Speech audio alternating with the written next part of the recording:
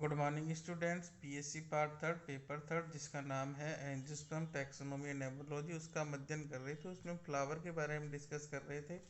इससे पूर्व की वीडियो में मैं आपने आपको प्रेजेंटेशन के बारे में बताया था, प्रेजेंटेशन क्या होता है। अब आज की वीडियो में हम आपको फ्लोरल डायग्राम यानी कि पुष्प चित्र कैसे बनाते हैं, दूसरा फ्लोरल फॉर्मूला यानी कि पुष्प सूत्र जब लिखते हैं वो कैसे लिखते हैं। जैसे आपने देखा होगा कि भाई BR EBR, फिर इस तरीके का चिन्ह, तो एक जो सूत्र लिखा हुआ रहता है वो कैसे लिखते हैं। सबसे पहले फ्लोरल डायग्राम देखिए। फ्लोरल डायग्राम मदर एक्सिस यानी मातृ अक्ष की स्थिति को ध्यान में रखते हुए बनाया जाता है। अब मातृ अक्ष क्या होती है, तो देखिए कि पुष्प चित्र या फ्लोरल डायग्राम बनाते समय क्या करते हैं, पुष्प को ऐसी स्थिति से देखते हैं अपन कि जो मातृ अक्ष है ना वो तो पीछे की ओर रहे और सामने पुष्प का आगे का भाग रहे। मतलब पुष्प का आगे का भाग रहे है ना, पुष्प का जो आगे का भाग है वो तो आपके सामने रहे और मदर एक्सिस पीछे रहे, ऐसे आपको फ्लावर को देखना होता है। अब आप देखिए पुष्प का जो भाग मातृ अक्ष के पास होता है ना वो तो पश्च भाग होता है, तथा अग्रभाग क्या होता है, मैं कह रहा हूँ ना जो अग्रभाग है वो आपके सामने की तरफ रहे।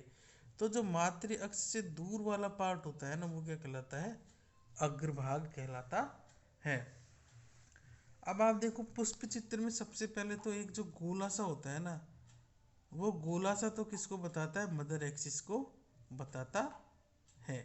यानी मदर एक्सिस को एक गोले के द्वारा अपन इंगित करते हैं।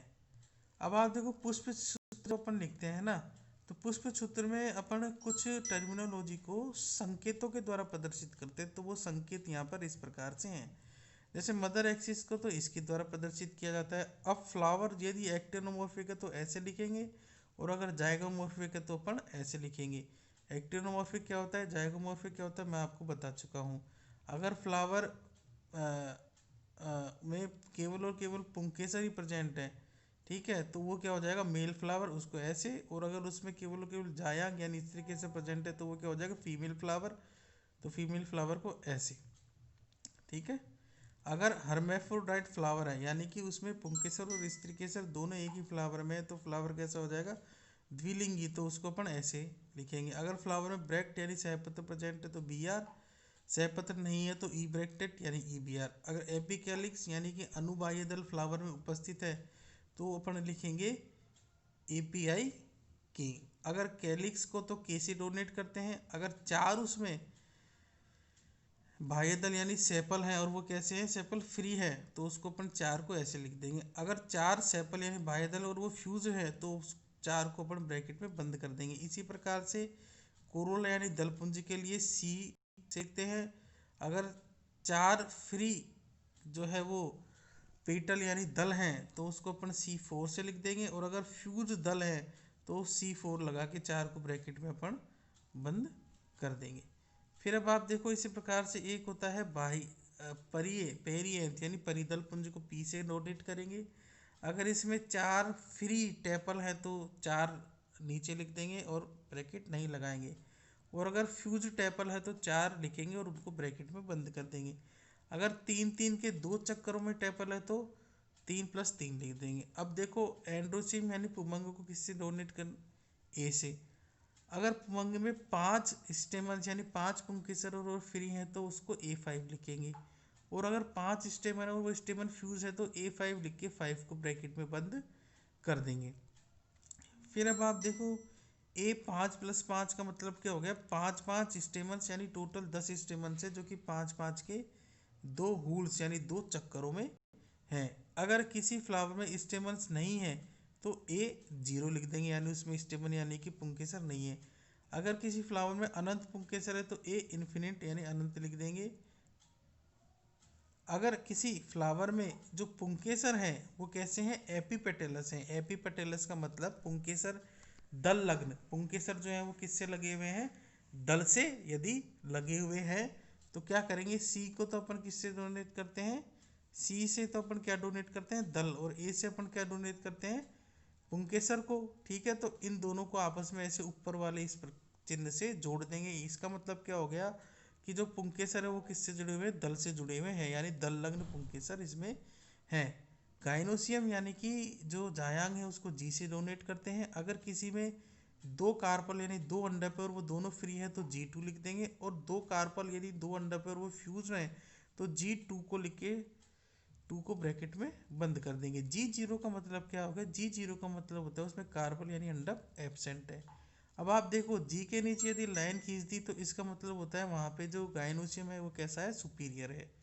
जायंग कैसा है, सुपीरियर है, मतलब कि ओवेरी वहाँ पे क्या हो जाएगी, हाइपोगाइनस कंडीशन। ये मैं आपको बता चुका हूँ, हाइपोगाइनस, एपिगाइनस, पेरिगाइनस। जी के ऊपर यदि हमने लाइन खींच दी तो इसका मतलब गाइनोसियम कैसा होगा, इन्फीरियर, मतलब कि वहाँ पे ओवेरी कैसी हो गई, एपी हाइपोगाइनस टाइप की, एपिगाइनस टाइप की।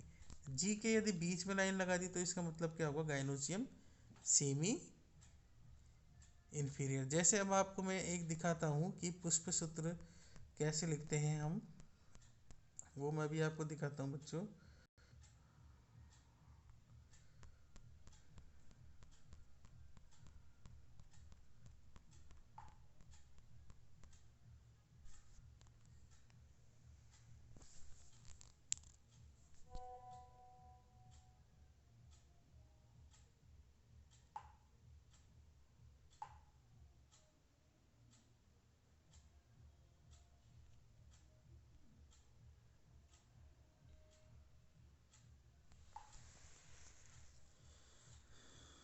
देखो बच्चों, जैसे मैं कुकुरबिटेसी फैमिली ले रहा हूँ, ठीक है। कुकुरबिटेसी फैमिली में दो प्रकार के फ्लावर पाए जाते हैं, ठीक है।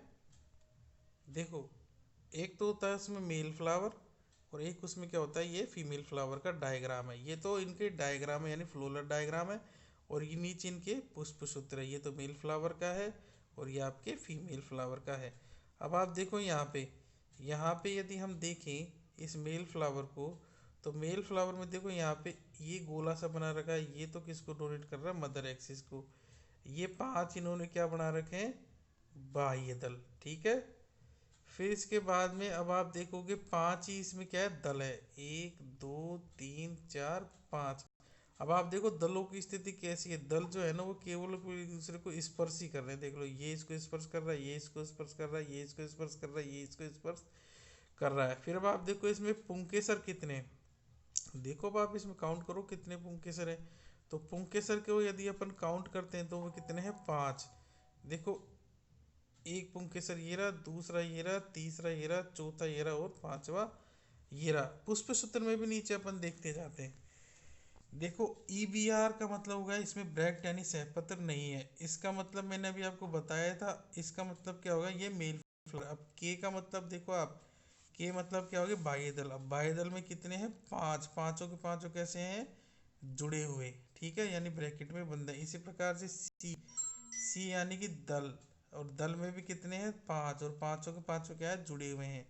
फिर अब आप देखो कि ए, ए में देखो इन्होंने लिखा है 2+2+1, यानी कि दो आपस में जुड़े हुए हैं, दो पुंकेसर आपस में जुड़े हुए हैं, और दो पुंकेसर आपस में जुड़े हुए हैं, और एक फ्री है। देख लो, ये दोनों पुंकेसर आपस में जुड़े हुए हैं, ये दोनों पुंकेसर आपस में जुड़े हुए हैं, और ये एक फ्री है। टोटल कितने हो गए, पांच पुंकेसर हो गए। फिर इसमें G0 यानी कि ये मेल फ्लावर है। मेल फ्लावर क्यों है, क्योंकि इसमें अंडप तो है ही नहीं है, इसलिए क्या हो गया, G0।